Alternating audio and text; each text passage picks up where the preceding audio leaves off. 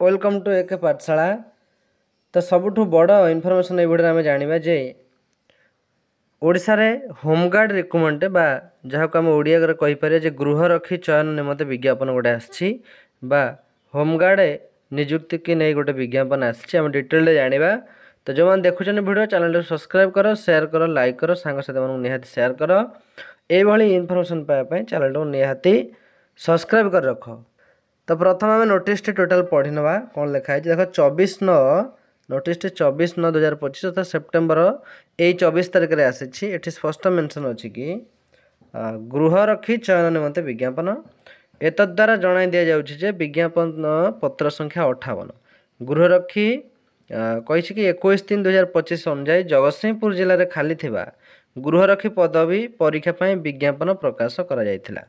श्रीमान महासमादेष्टा गृहरक्षी बाहिनी ओडिशा कटक चिठी संख्या 3749 गृहरक्षी ता 10/9/25 अनुजाई अधिक 13 गृहरक्षी पदवी वृद्धि करागला एवं तदनुसार 112 खाली पदवी पुनश्च विज्ञापन प्रकाश करा जाउछि। एतद्वारा समस्त आवेदनकारी जणा दिया कि जगतसिंहपुर जिले में मोट 112 गृहरक्षी पदवी निमंते चयन प्रक्रियार लिखित परीक्षार तारीख और स्थान आवेदनकारी जणाई दिज्व।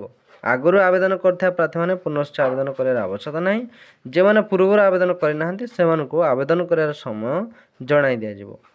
वैध होइथिबा आवेदन पत्र गुड़िकर आवेदनकारी को परीक्षा केन्द्र प्रवेश करने प्रवेश पत्र व एडमिट कार्ड संपुक्त प्रार्थी मान निजर जिला आरक्षी अधीक्षक कार्यालय उपलब्धि कराई दिज्व।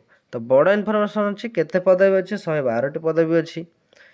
तो जो मैंने आवेदन न करते से आवेदन पुणी करें इम्पोर्टाट न्यूज अच्छी। तो आ गए कथा कौन ये लिखाई कि हाँ ये लिखाई कि जे जो मैंने पूर्व आवेदन करना से आवेदन करार समय जणाई दिज्व।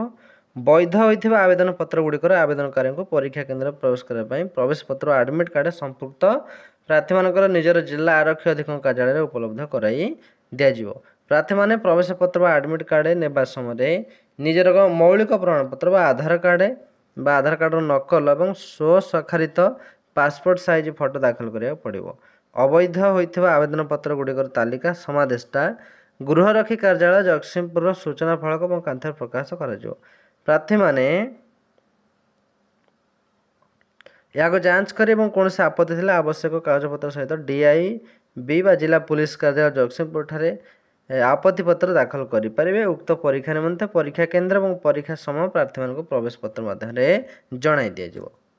तो ये पदक्षेप 1 रही आवेदन गुड़िकर स्क्रीनिंग कौन ना ओडिशा गृहरक्षी आईन मानदंड अनुसार कौन से प्रार्थी गोटे रु अधिक वर्ग बा गोटे पोस्ट ना आउ कथे आवेदन करें ना। जो प्रार्थी मैंने 1/1/2025 सुधा 20 वर्ष कम बा 60 वर्ष अधिक वयस्क होते जगतसिंहपुर जिला बासिंदा नुहति जो प्रार्थी मैंने असंपूर्ण आवेदन पत्र कि उपयुक्त प्रमाणपत्र बिना आवेदन कर दाखल कर धार्य तारीख पर प्राप्त होता कि धार्य तारीख पर पोस्ट डाक माध्यम पठाई आवेदन पत्र गुड़ संक्षेप प्रत्याख्यान कर।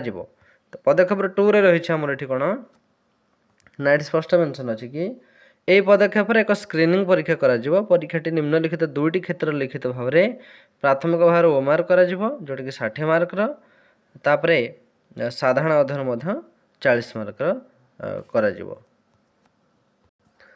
कौन परीक्षा आसो ना ओडिया भाषा परीक्षा प्रबंध रही परीक्षा योग्यता प्रकृतिर केवल प्रार्थी को मूल्यांकन करने आवेदनकारी प्रार्थी ओडिया भाषा पढ़ी लिखिपारती कि ना।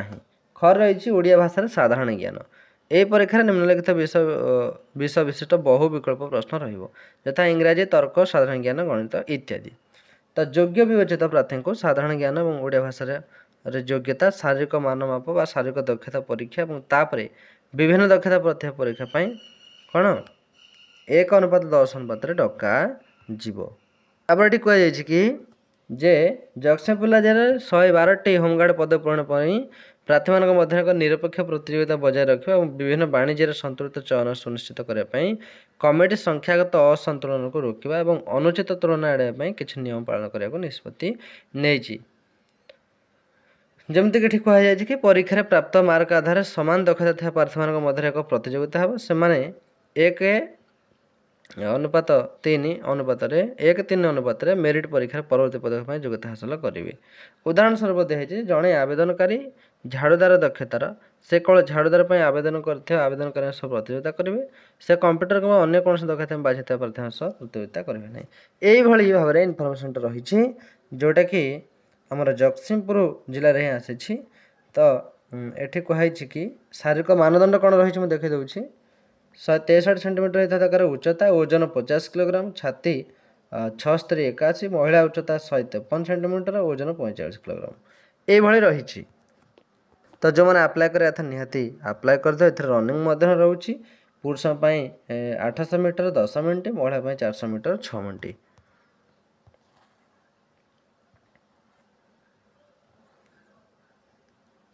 ତ ସବୁଠୁ ଗୋଟେ ବଡ଼ ଇନଫର୍ମେସନ୍ ଥିଲା ଯେଉଁଟାକି ହୋମଗାର୍ଡ଼ ନିଯୁକ୍ତି ଆସିଛି ଜଗତସିଂହପୁର ଜିଲ୍ଲାରେ। ତ ନିହାତି ତୁମେ ଯେଉଁମାନେ ଆପ୍ଲାଏ କରିବାକୁ ଇଚ୍ଛା ନିହାତି ଶୀଘ୍ର ଆପ୍ଲାଏ କରିଦିଅ।